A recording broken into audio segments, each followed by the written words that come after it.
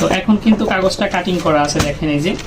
তো কাটিং করা এবং ভাঙা সহ মানে ভাঁজ করা সহ আমি এখন শুধুমাত্র আপনাদের লাগিয়ে দেখাবো।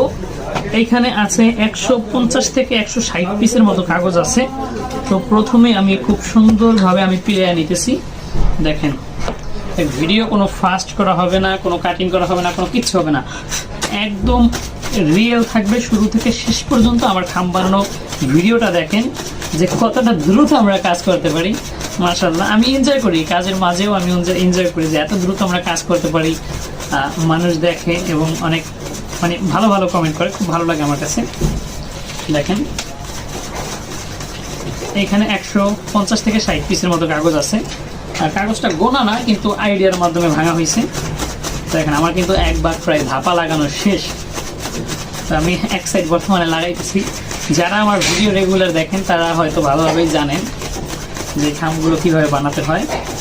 তো অনেকেই আছে যে খাম বানানো শিখতে চায়, মানে অনেক রিকোয়েস্ট করছিলেন, আমার মেসেঞ্জারে মেসেজ করছিলেন। তো আপনাদের জন্য বাড়িতে বসে আপনারা কিভাবে খাম বানাবেন এই বিষয়ে আমার ভিডিও দেওয়া আছে ইউটিউব চ্যানেলে, কিভাবে কাগজ কাটিং করতে হয় এবং কিভাবে কাটিং করার আগে স্যাম্পল বানাতে হয় এই বিষয়ে আমি ভিডিও দিয়ে দিছি আমার ইউটিউব চ্যানেলে। অবশ্যই আপনারা কমেন্ট করবেন, সমস্যা নেই, আমি কমেন্ট বক্সে আমার ইউটিউব চ্যানেলের লিঙ্ক দিয়ে রাখবো।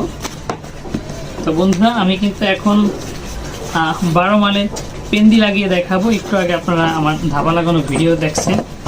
এখন ফার্স্টে আমি ধাপার মতো করে প্লেয়ার নিতেছি। দেখেন খুব সুন্দর করে পিলাতে হবে এবং আমার পিলানো হয়ে গেছে। যেহেতু মাল ছোট মাল, অল্প কয়েকটা ঘষা দিলে আঠা দিয়ে সাথে সাথে আঠা লাগিয়ে যায়, কোনো সমস্যা হয় না। দেখেন